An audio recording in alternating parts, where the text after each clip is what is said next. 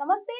దేశవ్యాప్తంగా పెహల్గాం, బైసరన్ వ్యాలీలో జరిగిన ఈ ఉగ్రదాడులకు సంబంధించి ఇప్పుడు దేశవ్యాప్తంగా సంచలనంగా మారింది. ఇప్పుడు దేశం అంటే భారతదేశం ఇప్పుడు చర్యలు తీసుకోవాలి. అంటే ప్రతి చర్యకి ప్రతిచర్య అవసరం అని జెప్పేసి ఇప్పటికే ఈ ఎవరైతే ఉన్నారో ఈ కమాండోస్ అంటే మన పైన ఉగ్రవాద దాడులు చేసిన వాళ్ళలో అల్తాఫ్ లల్లీ అని జెప్పేసి అతన్ని మట్టుబెట్టారు మన ఆర్మీ.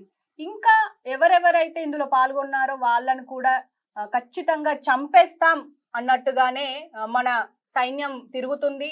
ఈవెన్ మన దేశంలో కూడా ఇల్లీగల్‌గా వచ్చిన అండ్ ఇంకా ఎవరైతే ఈ సార్క్ వీసాలతో మన దేశంలో కొనసాగుతున్నారో వాళ్ళందరినీ వాళ్ళ స్వదేశానికి అంటే పాకిస్తాన్‌కి పంపించే ప్రయత్నాల్లో ఉంది మన దేశం. అయితే ప్రస్తుతం ఇంకా అక్కడ కాశ్మీర్ అండ్ ఢిల్లీలో ఈ సెగలు ఇంకా ఉన్నాయి. వ్యాపారాలు కూడా సరిగ్గా నడవట్లేదు అని చెప్పేసి మనం ఇంటర్నేషనల్ మీడియాలో చూస్తూనే ఉన్నాం. అండ్ ఇప్పుడు దీని గురించే మొత్తం చర్చ జరుగుతుంది. అసలు ఏం జరుగుతుంది అనే దాని వెనుక ఇప్పుడు ప్రస్తుతం మనతో పాటు డిస్కస్ చేయడానికి కిరణ్ మాదిగా యాక్టివిస్ట్ ఉన్నారు. ఆయనతో మాట్లాడే ప్రయత్నం చేద్దాం. నమస్తే సార్. సార్ మీరు చెప్పండి. ఇప్పుడు పెహల్గాం బెసరన్ వ్యాలీలో జరిగిన దాడులు మనం చూసాము. ఎంత దారుణంగా నువ్వు హిందువా ముస్లిమా అని చెక్ చేసి మరి ప్యాంటు ఇప్పి మరి చెక్ చేసి వీడు హిందువు అయితేనే చంపేయాలి అని వాడు కసిగా వచ్చి మరి చంపి వెళ్ళాడు. మనం ఎలా చూడొచ్చు అంటారు? అండ్ మీరు ఢిల్లీలో ఇన్ని రోజులు ఉన్నా అన్నారు. అక్కడ పరిస్థితులు ఎలా ఉన్నాయి సార్? ముందుగా ఈ దేశ పౌరులు ఏదైతే విహారయాత్రకి వెళ్ళిరో ఆ ఆస్వాదించాలని ఈ దేశ ప్రధానమంత్రి గారు ఇచ్చినటువంటి బలమైన హామీతోని చాలా శాంతియుతమైనటువంటి వాతావరణం ఉన్నది. యాత్రికులంతా కూడా వచ్చి వెళ్ళొచ్చని ప్రధానమంత్రి గారు ఇచ్చినటువంటి మాట మీద నమ్మకంతోనే ఆ ప్రజలు అక్కడికి వెళ్ళడం జరిగింది. అక్కడ చనిపోయినటువంటి తీరు అదంతా చూస్తే చాలా బాధ అనిపిస్తా ఉంది. వారందరికీ వారి కుటుంబాలకు కూడా నా ప్రగాఢ సానుభూతిని తెలియజేస్తూ ప్రధానంగా పాకిస్తాన్ అనేది మొదటి నుంచి మనం ఎన్నో సంవత్సరాలుగా చూస్తా ఉన్నాం.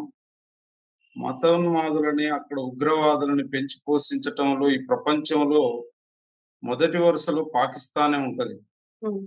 కానీ అలాంటి పాకిస్తాన్ లో ఎవరైతే ఉగ్రవాదులు దాన్ని ఒక పెద్ద ప్రధాన స్థావరంగా ఏర్పాటు చేసుకొని ఇక్కడ భారత్ నే టార్గెట్ గా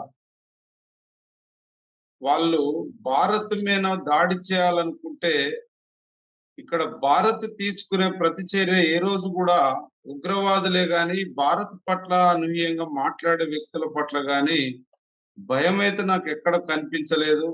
అనేక సందర్భాల్లో ఈ దేశం మీద దాడి చేసిన సందర్భంలో పేద అమాయక ప్రజలు ఎంతో మంది చనిపోతున్నా తిరిగి వారిని జైళ్లలో కూర్చోబెట్టి ఒక విలాసవంతమైనటువంటి జీవితాన్ని వల్ల గడుపుతూ కాలయాపన చేయడం వల్ల ఇంకా అనేక మంది దేశం మీద ఉగ్రదాడులకి ప్రేరేపించడానికి అవకాశం కనిపిస్తా ఉంది. కొన్ని వీడియోలు చూసినాం. అక్కడ ఉన్నటువంటి ఉగ్రవాదులు మాట్లాడే మాటలు ఈ దేశ ప్రధానమంత్రి పట్ల గాని ఈ దేశం పట్ల గాని దేశ ప్రజల పట్ల గాని ఎక్కడ కూడా వాళ్ళు ఒక మానవత్వంతో మాట్లాడే విధంగా లేవు. అవసరం అనుకుంటే చంపేస్తాం, కోసేస్తాం, కాల్చేస్తాం, అంతు చూస్తాం అనే విధంగా అక్కడ ఉన్నటువంటి పాకిస్తాన్ ప్రజల మెప్పు కోసం వాళ్ళు మాట్లాడే తీరు అట్లుంది బహిరంగంగానే. కానీ ఆ దేశ ప్రధాని గాని ఆ దేశ భద్రత బలగాలు గాని ఎప్పుడు వారిని హెచ్చరించినట్లు గాని మనం చూడలేదు. కానీ ఇక్కడ ఇప్పుడు జరగాల్సిన విషయం ఏంటంటే మతం ఇవన్నీ పక్కన పెడితే ఈ దేశం మీద జరిగిన దాడిగానే ప్రతి ఒక్కరం భావించాలి. ఎందుకంటే కేరళలో ఉన్న ఒక లేడీ మాట్లాడింది. అక్కడ ఒక ఇద్దరు ముస్లింలు నాకు కాశ్మీర్ లో నాకు ఒక ఇద్దరు అన్నదమ్ముల్ని ఇచ్చింది కాశ్మీరు. నా తండ్రి చనిపోవచ్చేమో గాని అంత గొప్ప ప్రేమని నేను పొందడం వల్ల నా ఈ బాధను కూడా మర్చిపోయినాను. అంటే ఆమె క్రైస్తవురాలు. అట్లనే వాడు మతం అడగడం మతం కన్నా కూడా అక్కడ వాళ్ళు ఒక మనిషిని భారత పౌరుణ్ణి చంపేయాలి, మేమేందో మా సత్తా చూయించాలనే విధంగానే వాళ్ళ చర్యలు ఉన్నాయి.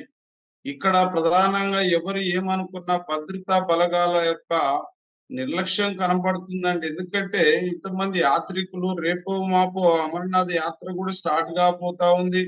ఈ సందర్భంలో ఎంతో పటిష్టమైనటువంటి భద్రత, ఇది ప్రజలకు భరోసా ఇవ్వాల్సిన ఈ పరిస్థితులలో ఎవడో అంత ధైర్యంగా, అది మిలిటరీ డ్రెస్సులు వేసుకొని వచ్చి చంపేసి ధైర్యంగా వెళ్ళిపోయి వాళ్ళు వీడియోలు కూడా పెట్టే పరిస్థితి ఉందంటే కొంత ప్రజలకు ఇది భరోసా ఇవ్వలేనటువంటి పరిస్థితే కనపడతా ఉంది. ఇది ఈ రోజే కాదు.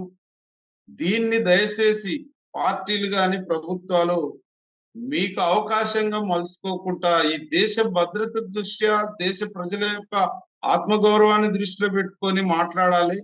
నేను ఒకటే విజ్ఞప్తి చేయదలుచుకున్న మన రెడ్ టీవీ ద్వారా, పార్టీలు, ప్రభుత్వాల నాయకులు, పాలకులు ఎవరు కూడా మీ అవకాశవాదంగా దయచేసి ఎవరు మాట్లాడొద్దు. ప్రధానమంత్రికి, ప్రభుత్వానికి, కేంద్ర ప్రభుత్వానికి, మిలిటరీ బలగాలకు అందరికి కూడా ప్రజలు, ప్రతిపక్షాలు, అన్ని పార్టీలు ఒకే తాటిగా, ఒకే మాటగా ఈ సందర్భంలో ఉండాలి. ఎందుకంటే మన అత్యంత దారుణంగా ఒక 28 మందిని అక్కడ వాళ్ళ కళ్ళ ఎదురుగానే తండ్రి చనిపోయిండు, భర్తలు చనిపోయి, పిల్లలు చనిపోతుంటే అది ఆ కుటుంబానికే తెలుస్తది ఆ బాధ ఏందనేది.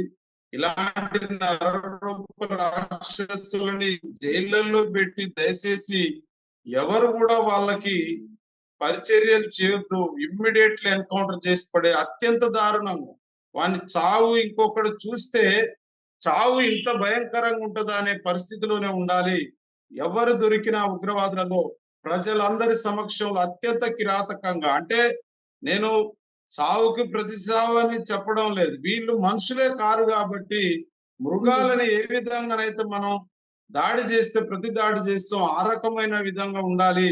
భవిష్యత్తులో భారత్ వైపు కన్నెత్తి చూడాలన్నా వాళ్ళ గుండెల్లో భయం ఉండే విధంగా ఈ ప్రభుత్వం చర్యలు తీసుకుంటుందని నేనైతే భావిస్తా ఉన్నాను. అయితే ముఖ్యంగా మీరు ఇప్పుడు మాట్లాడిన అనేక మంది నాయకులు కూడా ఇప్పుడు మీరు రాజకీయం చెయ్యొద్దు అని చెప్పేసి అని అంటున్నారు. కానీ ఇక్కడ మనం రెండు గమనించాలి. ఏంటంటే నేను ప్రధానమంత్రిని అయితే మళ్ళీ ఆర్టికల్ 370ని తీసుకొస్తాను అని చెప్పేసి కాంగ్రెస్ పార్టీ నుంచి రాహుల్ గాంధీ అంటున్నారు. ఇంకో పక్కనేమో అసలు అక్కడ భద్రతా చర్యలు లోపించాయి, బైసరన్ లాంటి వ్యాలీలో అంటే పర్యాటక స్థలం అది. మరి అక్కడ అసలు ఆర్మీ కానీ బిఎస్ఎఫ్ కానీ అసలు అక్కడ ఎవరు లేరు, ఎందుకు వాళ్ళని కాపాడే ప్రయత్నం ఎందుకు జరగలేదు అని చెప్పేసి అని అంటున్నారు. ఈ రెండింటిని మనం ఎలా చూడొచ్చు అంటారు?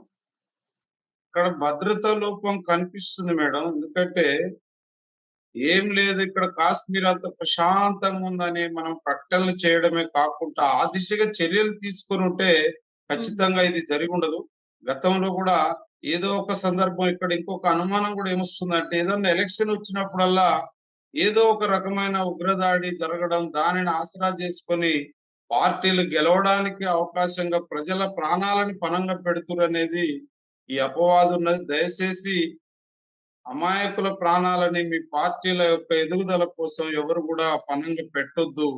భద్రత అనేది, దేశ భద్రత, ఎక్కడ ప్రజలు దేనికెళ్ళినా ధైర్యంగా నా దేశం, నా దేశ నాయకత్వం, నా దేశ భద్రత బలగాలు చాలా పటిష్టమైనని ప్రతి పౌరుడు ఎక్కడనైనా గర్వంగా చెప్పుకునే విధంగా ఉండాలి తప్ప ఇలాంటి చర్యలని బట్టి చూస్తే పాకిస్తాన్ ఎంత అండి, ఒకవేళ నిజంగా భారత్ సంయమనం, మానవత్వంతో ఈ భారతదేశం ఆ యొక్క మానవుల యొక్క ఆ ఆత్మగౌరవాన్ని దృష్టిలో పెట్టుకొని వ్యవహరించవచ్చు. కానీ ఇలాంటి చర్యలు జరిగినప్పుడు కూడా దానికి సరైనటువంటి భరోసా ప్రజలకు ఇవ్వలేకపోతే అనేక సందర్భాల్లో అనేక మంది మిలిటరీ వాళ్ళు కూడా చనిపోతా ఉన్నారు. వాళ్ళ కుటుంబాలు ఉన్నాయి. వాళ్ళు ఇంకొకళ్ళు మళ్ళీ దేశ భద్రత కోసం తయారు కావాలంటే ఇలాంటి నాయకత్వం ఉన్నప్పుడు ఖచ్చితంగా భయపడతారు. భవిష్యత్తులో ఈ దేశానికి ఇది చాలా ప్రమాదం కూడా. ఎవరు ఏది మాట్లాడినా కాంగ్రెస్ పార్టీ 370 గురించి మాట్లాడినా, దేని గురించి మాట్లాడినా ఇప్పుడు మీరు వస్తే మేము అది చేస్తాం, ఇది కాదు. ప్రస్తుతం జరుగుతున్న పరిణామాలనే దృష్టిలో పెట్టుకోవాలి తప్ప భవిష్యత్తులో జరిగే వీటి గురించి మాట్లాడొద్దు. ఇది సమయం కూడా కాదు. ప్రధానమంత్రి గారికి ప్రతి ఒక్కరు కూడా అండగా నిలబడి మీకు తోచినటువంటి దేశ భద్రత విషయంలో, ఈ దేశానికి మేలు జరిగే విషయంలో ప్రతి ఒక్కరు సలహాలు ఇవ్వాల్సినటువంటి అవసరం ఉంది. అండగా నిలబడాల్సినటువంటి అవసరం ఉంది. అండ్ ముఖ్యంగా ఇందులో అంటే మోడీ ఇన్ని రోజులు ఫారెన్ లో ఉండే ఇది ఈ అటాక్ జరిగిన వెంటనే ఇండియాకి తిరిగి వచ్చేసారు. ఇంకో పక్క రాహుల్ గాంధీ ఏమో ఇప్పుడు ప్రస్తుతం జమ్మూ అండ్ కాశ్మీర్ అండ్ పహల్గామ్ కి వెళ్ళారు. వెళ్ళి అక్కడ విజిట్ చేస్తున్నారు. బాధితులు ఎవరైనా ఉంటే వాళ్ళని పలకరించే ప్రయత్నాలు చేస్తున్నారు అని చెప్పేసి మనకు ఈ ట్విట్టర్ లో ఇది జరుగుతుంది. కానీ ఇప్పటి వరకు మోదీ ఎందుకు వెళ్ళలేదు ఆ ప్రాంతానికి, ఎందుకు పరిశీలించడానికి వెళ్ళట్లేదు అని చెప్పేసి కూడా ఒక విమర్శ వస్తుంది. మీరేమంటారు? మేడం, ఆయన ఒక ప్రధానమంత్రిగా విదేశీ పర్యటనలో ఉండి కూడా తెలిసిన వెంటనే తక్షణమే తన కార్యక్రమాలన్నిటిని కూడా వాయిదేసుకొని తిరిగి దేశానికి రావడం జరిగింది. తాను వచ్చేలోపే అమిత్ షా గారిని ఆ ప్రాంతానికి కూడా పంపించడం, తక్షణం హోంమంత్రిగా వారు వెళ్ళడం, అక్కడ ఉన్న పరిస్థితులను సమీక్షించడం ఇవన్నీ జరిగినాయి. ప్రధాన ప్రతిపక్ష నాయకుడు ఉన్న రాహుల్ గాంధీ గారు వెంటనే వెళ్ళడం కంటే ప్రభుత్వం చేసిన చర్యలను గాని, వారు వెళ్ళి ముందు అక్కడ ఉన్న పరిస్థితులను పర్యవేక్షించిన తర్వాత మీరు కూడా ఇప్పుడు వెళ్ళడం అనేది అది ధర్మమే. కానీ ఇక్కడ ప్రధానమంత్రి గారు వెళ్ళలేదు అనే దానికంటే దేశంలో తర్వాత స్థానంలో ఉన్న అమిత్ షా గారు వెళ్ళిర్రు అక్కడికి.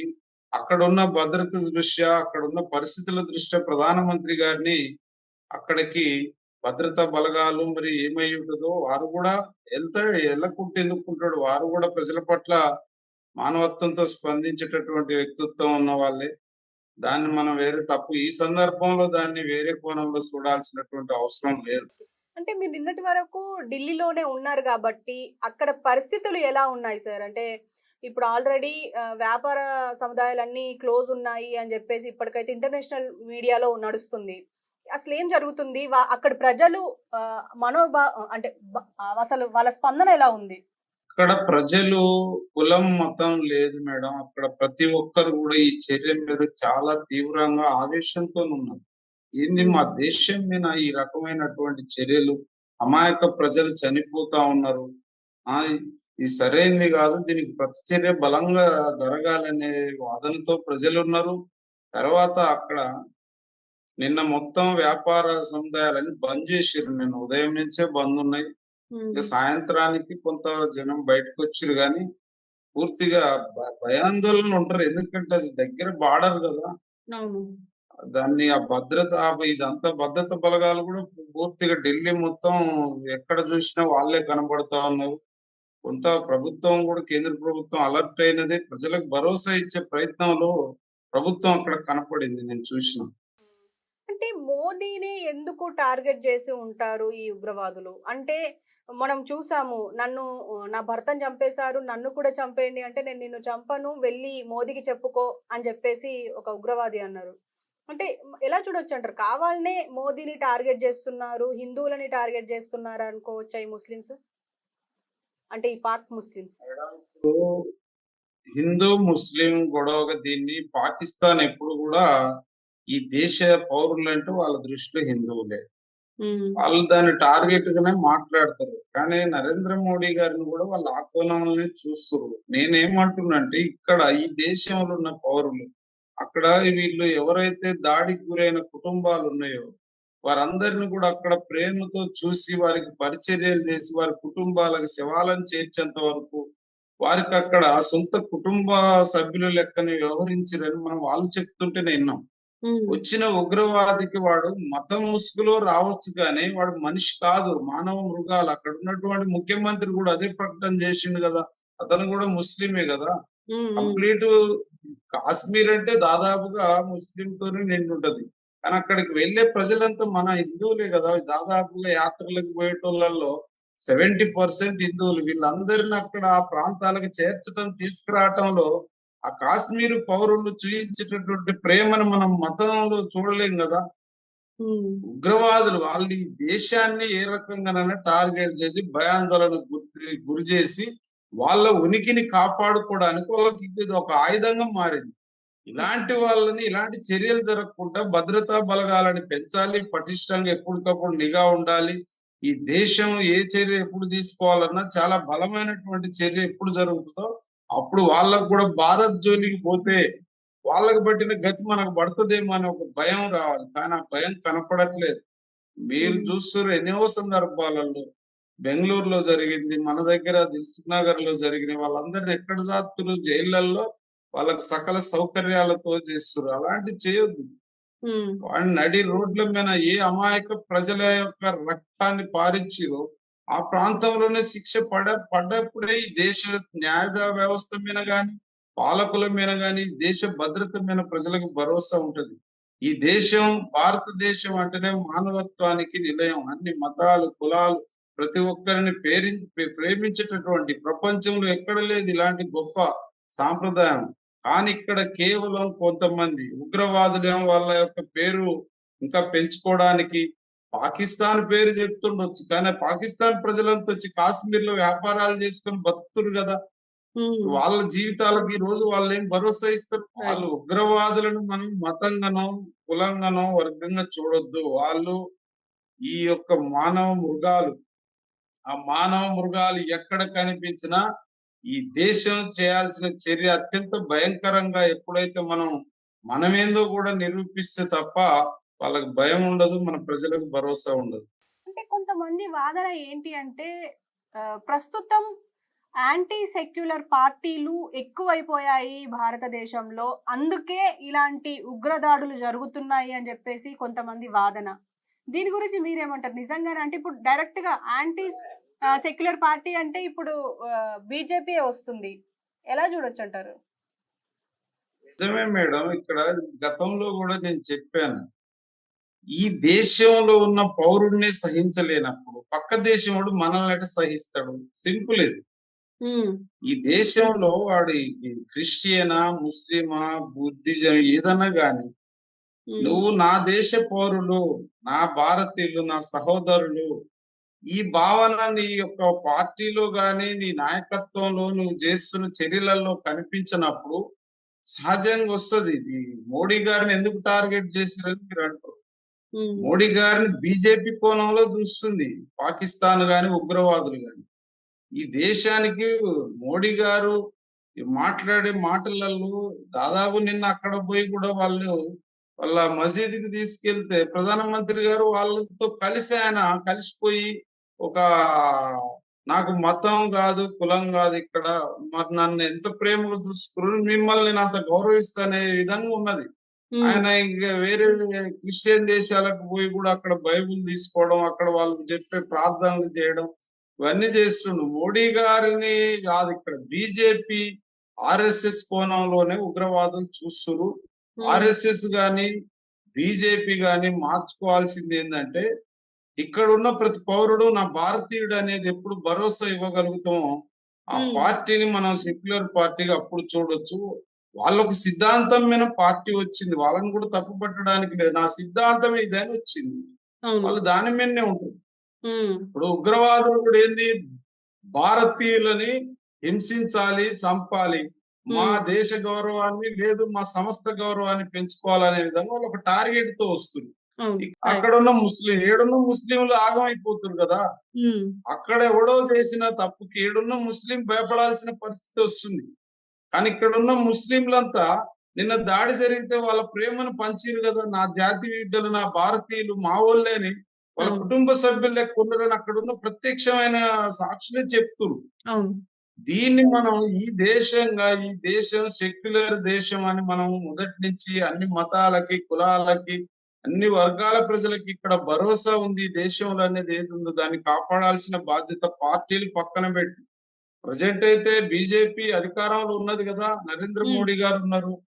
వారి దేశ ప్రధానమంత్రిగానే వారిని చూస్తారు తప్ప ప్రస్తుతం వారిని మళ్ళీ ఒక 4 ఏళ్ళు అయితే ఆయన మనం వేరే చూడలేం కదా. అవును, దయచేసి నేను ఒకటే ఏం చెప్తున్నంటే, ఈ దేశంలో ఉన్నటువంటి భావజాలం ఏదైతుందో, అన్నదమ్ములుగా కులాలకు, మతాలకు అతీతంగా బతుకుతుర్రో కొన్ని పార్టీలు, ఎందుకండి ఇప్పుడు ఎంఐఎం పార్టీ నిన్న వాళ్ళు కూడా నిరసన వ్యక్తం చేస్తారు. అవును, ఈ దేశ చట్టసభలలోకి ఎన్నిక కాబడుతుంది వాళ్ళు కూడా. అంటే ఈడ ఉన్న పరిస్థితి చూస్తే ప్రజలు పార్టీలని కులాలకు, మతాలకు అతీతంగా గెలిపించి పంపిస్తారు. మీరు అక్కడ ప్రజల బాగోగులని, ప్రజల ప్రేమను కూడా ఆ రకంగానే వ్యక్తపరచాలి తప్ప మీ పార్టీల ఎదుగుదల కోసం మీరు పవర్ లో రావడానికి దయచేసి పార్టీలు మతాలని కులాలని ఎక్కడ కూడా దయచేసి రెచ్చగొట్టొద్దు. ఇప్పటికే పెరిగిపోయింది అది. అవును. అక్కడ ఇప్పుడు పాకిస్తాన్ వాడు వచ్చి దాడి చేయడం కంటే ఈ దేశ పౌరులకే భద్రత లేనటువంటి పరిస్థితి.